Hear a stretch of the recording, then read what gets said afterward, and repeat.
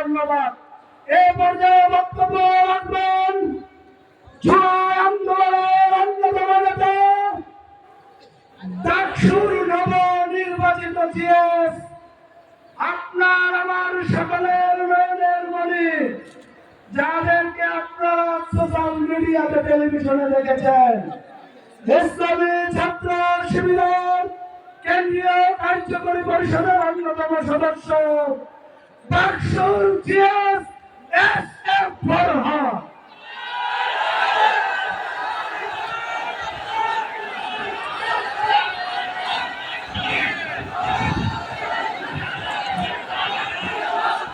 আসসালামু আলাইকুম ওয়া রাহমাতুল্লাহি ওয়া বারাকাতুহু। শহীদ রেজাউল ভাইয়ের রক্তস্নাত এলাকা শেরপুরের এই মহা সম্মেলনে উপস্থিত সম্মানিত সংগ্রামী ভাই ও বোনেরা, আপনারা যারা উপস্থিত হয়েছেন, আমরা আজকে একত্রিত হয়েছি একটা কমিটমেন্ট নেওয়ার জন্য। সেটি হচ্ছে ঢাকা বিশ্ববিদ্যালয় থেকে শুরু করে জগন্নাথ বিশ্ববিদ্যালয় পর্যন্ত প্রত্যেকটি ছাত্র সংসদে চাঁদাবাজদের আমরা লাল কার্ড দেখিয়েছিলাম। সেই কমিটমেন্ট আবার দিব ইনশাআল্লাহ। সম্মানিত বন্ধুগণ, আমরা যখন দাঁড়িপাল্লার কথা বলছি, দাঁড়িপাল্লার পক্ষে যখন সারা দেশে মানুষজন এক স্রোত হয়ে এক পক্ষ হয়ে সবাই যখন দাঁড়িপাল্লার পক্ষে চলে আসছে, তখন আমরা লক্ষ্য করছি সম্ভবত বিএনপির একটা লাশ দরকার। আমরা দেখেছি শহীদ রেজাউলকে তারা হত্যা করবার পর এখানকার যুবদল নেতা সাইফুলের হত্যার ভুয়া দাবি তারা করেছেন।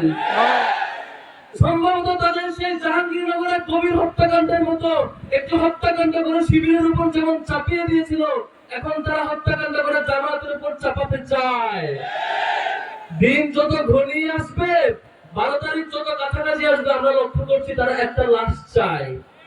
সম্মানিত বন্ধুগণ, আপনারা দেখেছেন কিশোরগঞ্জে জমি সংক্রান্ত বিরোধ, ভাই ভাই দ্বন্দ্ব, একজন মারা গেছেন। একটু পরে তারেক রহমানের উপদেষ্টা দাবি করে বসলো জামাত নাকি সে হত্যাকাণ্ড করেছে। অথচ গতকাল ছাত্রদল নেতার হাতে এক নারী খুন হয়েছে, সে কথা তারা কিন্তু মুখ লুকাতে পারে না। এরপর তারা চুপ থাকে। কোথাও একটা হত্যাকাণ্ড ঘটলে তারাই হত্যা করে, কোনোভাবে যদি প্রমাণ করা যায় তারা আমাদের উপর চাপাতে চায়। আমরা স্পষ্ট ভাষায় বলতে চাই, আমরা দেখেছি যে দল নিজেরা নিজেদের কর্মীদেরকে, নিজেরা নিজেদের নেতাকে কমপক্ষে 300 মানুষকে তারা খুন করেছে দুদিন পর্যন্ত, তাদের কাছে আর হত্যার সার্টিফিকেট আমাদের লাগবে না। আমরা দেখেছি তারা, আপনারা ঢাকায় দেখেছেন চাঁদাবাজি ইস্যুতে টাকা না আদায় করার জন্য তারা পাথর মেরে একজন ব্যবসায়ীকে তারা হত্যা করেছিল। দেখেছেন না আপনারা? সারা বাংলাদেশের প্রত্যেকটা মানুষের চোখে চোখে সেই দৃশ্যপট এখনো আছে। তারা এরপরও চেষ্টা করছে হত্যার দায় আমাদের উপর দেওয়ার জন্য। আমরা গত কয়েকদিন ধরে লক্ষ্য করছি তারা প্রমাণ করার চেষ্টা করছে নারীরা নাকি আমাদেরকে ভোট দেবে না, নারীরা নাকি আমাদের পক্ষে নাই। ডাকসুতে তারা এটা বারবার বলার চেষ্টা করেছিল নারীরা নাকি শিবিরের পক্ষে নাই, কিন্তু আমরা দেখেছি আমরা সবচাইতে বেশি ভোট পেয়েছি নারীদের। আগামীতেও দাঁড়িপাল্লার পক্ষে দেখতে পাবেন নারীরা গণজোয়ার তৈরি করবে ইনশাআল্লাহ। সম্মানিত বন্ধুগণ, এই যে প্রতিদিন গুজব প্রচার করছে, প্রত্যেকদিন রাত হলে একটা গুজব, মনে হচ্ছে বিএনপি বোধহয় গুজব দলে পরিণত হয়ে গেছে। লাভ নাই। আওয়ামী লীগ 5 আগস্ট পর্যন্ত প্রত্যেকদিন রাতে হাজার হাজার গুজব সিন্ডিকেটেডলি প্রচার করত। কোন গুজব তাদের নেত্রীকে রেহাই করতে পারে? সামনেও 12 ফেব্রুয়ারি পর্যন্ত প্রত্যেকদিন যত গুজব আসুক না কেন, ইনশাআল্লাহ এখনকার যে জেনারেশন তারা আপনাদের গুজব মুহূর্তের মধ্যেই করতে পারবে। গতকাল রাতে আমির জামাতকে নিয়ে বেশ গুজব চলেছে, সেই গুজব টিকবে না ইনশাআল্লাহ। সম্মানিত বন্ধুগণ, আপনারা দেখেছেন গত কয়েকদিন ধরে তারেক রহমান দেশে আসবার পর প্রত্যেকটা সমাবেশে একটা টার্ম তিনি বারবার ব্যবহার করেন, সেটা হচ্ছে গুপ্ত। দেখেছেন না? এই টার্ম, এই পরিভাষা, গুপ্ত কার্ড খেলার দিন ডাকসুতে কবর রচিত হয়েছিল। সর্বশেষ আমরা জশপুরেও দেখেছি। কারণ কি জানেন?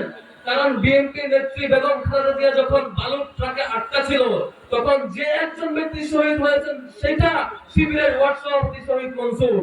তারা অনেকে পালিয়ে গিয়েছিল, শিবির তখন মাঠ ছাড়ে নাই। গুপ্ত খেলা কাজ হবে না, তারা অনেক চেষ্টা করেছে। আপনারা দেখেছেন আমাদের প্রায় অসংখ্য জায়গায় এখন পর্যন্ত প্রায় 40-এর অধিক জায়গায় আমাদের বোনদের উপর হামলা হয়েছে। তাদের এক নেত্রী প্রকাশ্যে ঘোষণা দিয়েছেন আমাদের বোনদের নাকি কাপড় তারা খুলে ফেলবে। সেম তাদের উপরে এটা যে যেই দল আগামী দিনে ক্ষমতায় আসতে চায় তারা বোনদের কাজকে তারা ভয় পায়, বোনদের ক্যাম্পেইনকে তারা ভয় পায়। সর্বশেষ ঘটনা গত কয়েকদিন আগে আপনারা দেখেছেন নোয়াখালীতে, পরশুদিন মনে হয় নোয়াখালীতে বিএনপি নেতা আমাদের এক বোনকে আটকে রেখে বলছেন তুই নারী, তুই মেয়ে, তুই বাইরে কি তুই ঘরে থাকবি, রাজনীতি তুলে কিসে পাইছে, ভোট চাইতে কেন আসবি। যারা এই ধরনের নির্লজ্জ কথা বলে যে দলের নেতারা, সেই দলের নেতারা নারীদের ভোট কি পাবে আমরা অগ্রিম বুঝে গেছি ইনশাআল্লাহ। সম্মানিত বন্ধুগণ, গণভোট নিয়ে আমরা ডাকসু থেকে ক্যাম্পেইন করছি। সচরাচর আমরা ঘোষণা করেছি তারেক রহমানকে স্পষ্ট করতে হবে কোন পক্ষে আছেন। যখন তিনি দেখছেন গণভোটে হ্যাঁ জিতবেন আর তিনি হেরে যাবেন, তখন বাধ্য হয়ে তিনি গণভোটের পক্ষ নিতে বাধ্য হয়েছেন। এবং আমরা লক্ষ্য করছি তিনি সমাবেশে 1 ঘন্টার বক্তৃতায় বা 1 ঘন্টার প্রোগ্রামে, আধা ঘন্টার প্রোগ্রামে 1-2 মিনিট গণভোট নিয়ে বলেন। তাদের পেজে অসংখ্য পোস্টের থাকে গণভোট নিয়ে কথা বলার কেউ থাকে না। তাদের ক্যাম্পেইন ম্যাটেরিয়ালসে গণভোটের কোনো কথা নাই, বরং লোকাল পর্যায়ে তাদের নেতারা গণভোটের বিপক্ষে বলেন। তখন আমরা বুঝতে পাই গদি নড়ে যাওয়ার কারণে কোন রকম মুখ বাঁচানোর জন্য এখন আপনি কয়েকদিন ধরে গণভোটের পক্ষে বলছেন। আমরা এই জেনারেশনের তরুণ ছাত্র সমাজ আমরা সেটা বুঝে গিয়েছি। যারা গণভোট নিয়ে নাটক করবে, যারা গণভোট নিয়ে মুখে বলবে এক কথা, বাধ্য হয়ে অনেক কথা বলবেন, আবার মাঠে আপনার কার্যক্রমে কোনো ম্যাটেরিয়াল গণভোটের পক্ষে বলেন না, তো আমরা বুঝতে পারি আপনি আবারও সেই বিচার বিভাগকে কন্ট্রোল করতে চান, আপনি আবারও সেই সংসদের ফেসিবাদ কায়েম করতে চান, আপনি আবারও সেই সংবিধান কন্ট্রোল করতে চান, আপনি আবারও সেই আমাদের যে পাওয়ার ব্যালেন্সের কথা বলছিলাম সেটিকে চাপিয়ে আরেকটা হাসিনা হইতে চান, সেটা আমাদের বুঝতে বাকি থাকে না। সম্মানিত বন্ধুগণ, শেষ করব 2টা কমিটমেন্ট নিয়ে আপনাদের কাছ থেকে। আগামী 12 তারিখ যে ভোট হবে সেই ভোটের প্রথম একটা ভোট হবে গণভোটে হ্যাঁ ভোট। কোনটা? গণভোটে হ্যাঁ ভোট আমরা দিব। আগামী এই রাষ্ট্রে, এই দেশের যে কোনো ফেসিবাদ তৈরির সকল রাস্তা আমরা বন্ধ করে দেব ইনশাআল্লাহ। দ্বিতীয় যে ভোট সেটি হবে কোথায়? কোন মার্কায়? আমাদের জনগণের ইনসাফের সকল প্রত্যাশার একমাত্র প্রতীক হয়ে দাঁড়িয়েছে কোনটা? ইনশাআল্লাহ আগামী 12 তারিখ দাঁড়িপাল্লার বিজয় হবে। দাঁড়িপাল্লার বিজয়ের মধ্য দিয়ে এই দেশে নতুন সমাজের যে স্বপ্ন দেখছি, চাঁদাবাজির যে কবর রচনার কথা বলছি, এই লুটতরাজের কবর রচনার যে কথা বলছি, সে স্বপ্নের সূচনা হবে ইনশাআল্লাহ। আর চাঁদাবাজরা আজীবনের জন্য শিক্ষা আগামী 12 তারিখ পেয়ে যাবে ইনশাআল্লাহ। সম্মানিত বন্ধুগণ, শেষ করছি আমার সেই কমিটমেন্ট, আগামীতে কোন মার্কা জিতবে ইনশাআল্লাহ, কোন মার্কা জিতবে ইনশাআল্লাহ। আমরা সবাই ভোট দিব তো ইনশাআল্লাহ। আমরা ঘরে ঘরে পৌঁছাবো এবং দাঁড়িপাল্লার পক্ষে ভোট চাইবো, আমরা ইনসাফকে জিতাবো ইনশাআল্লাহ। আমাদের তৌফিক ইল্লা বিল্লাহ। সবাইকে ধন্যবাদ। আসসালামু আলাইকুম ওয়া রাহমাতুল্লাহ। এই পর্যায়ে বক্তব্য রাখবেন বাংলাদেশ ইসলামী ছাত্র শিবিরের সাবেক কেন্দ্রীয় মিডিয়া সম্পাদক